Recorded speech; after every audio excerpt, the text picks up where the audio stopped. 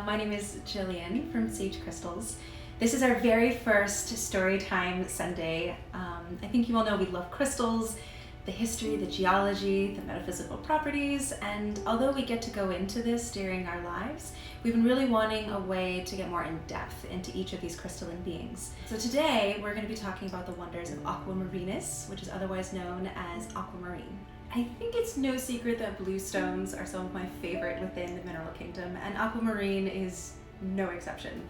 This is the stone of mermaids, of sea deities, and has long been associated with water in all of its forms, and can be found in the light sky blue of reflected lakes, the green blue of the ocean, and the deep blue of icy glaciers. So first things first, what the heck is aquamarine? Aquamarine is actually a type of beryl, not this kind of beryl, but this kind of beryl. The beryl family is most well known for emeralds, the really bright, shiny green that everybody wants. It's also known for its pink morganite, its yellow heliodor, and its colorless goshenite. Aquamarine, however, gets its gorgeous coloring from iron. Instead of being red or yellow, how it often ends up with quartz, it actually is substituting the aluminum within the molecular structure and turns it blue. So aquamarine can be found in Brazil, Zambia, Mozambique, Nigeria, Afghanistan, and Pakistan. The deposits are normally found in these pockets of geological formations known as pegmatites, which basically is coarsely grained igneous rocks that are like granite. So how long have humans been using aquamarine? The first recorded use of the crystal was in Greece, about 450 to 300 BC, where it was used as a talisman by sailors to grant them courage and to protect them from the wrath of the oceans. Pendants were often engraved with Poseidon and his chariot, and the property of protection while traveling, especially overseas, has continued to be attributed to aquamarine to this day. Carrying it has said to calm the seas as well as the heart. The Sumerians, Egyptians, and Hebrews admired and valued aquamarine as well. They associated it with waters of the divine, and it was a symbol of happiness, longevity, as well as everlasting youth. The Romans called aquamarine the sailor's gem, ensuring them safe passage across the seas. It was highly valued by Roman soldiers since so much of their conquering happened abroad, and was worn to render them invincible. Aquamarine was said to impart fearlessness and courage and bring victory in battle, and enable the soldiers to return home unscathed. The Romans also believed that aquamarine was a stone of reconciliation. By carving the blue beryl with a frog, which I think is hilarious, they could turn enemies into associates and reunite estranged friends. It was said to absorb and resonate with love, and was thought to reawaken the connection between married couples. A pendant of aquamarine was considered the most appropriate morning gift to give to a bride by her groom, following the consummation of their marriage as a promise of his future fidelity.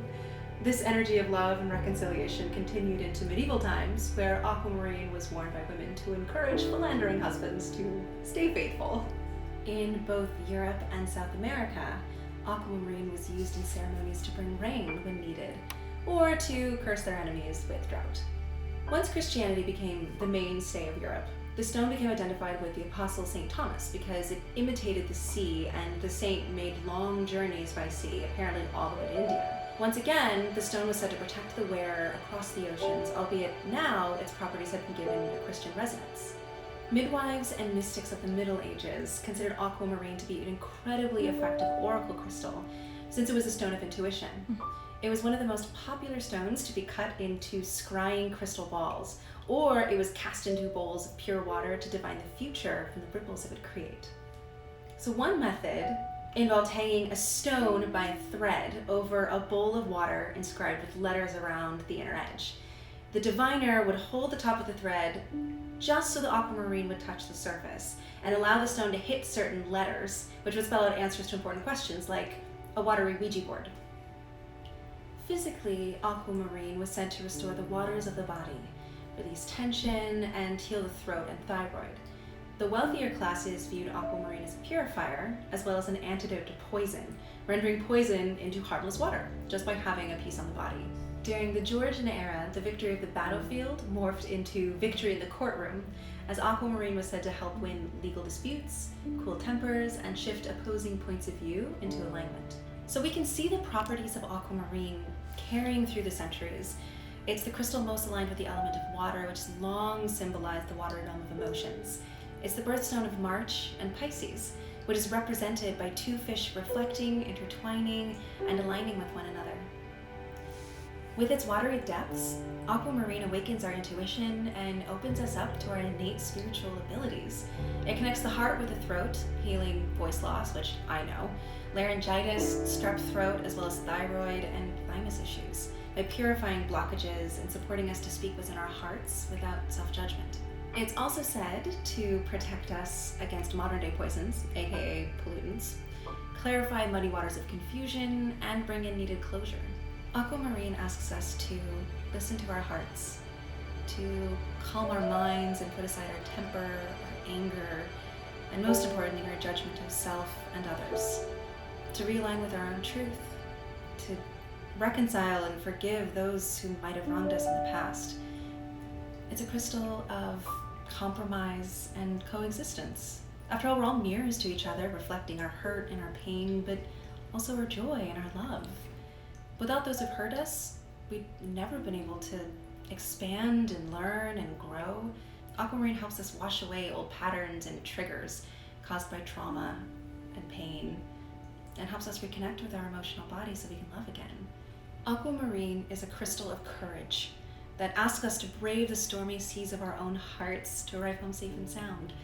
It gently yet firmly brings our emotional patterns to the surface, to be witnessed and released so we can finally flow with the current. It reminds us that sensitivity and feelings are not weak, but are actually a source of strength. It takes fearlessness to plunge the depths of our emotions, but once we do, we can't fail. Thank you so much for tuning in. I hope you enjoyed our very first Storytime Sunday on Aquamarine. If you'd like to know any more about this amazing blue beryl, you can check out our blog at sagecrystals.com.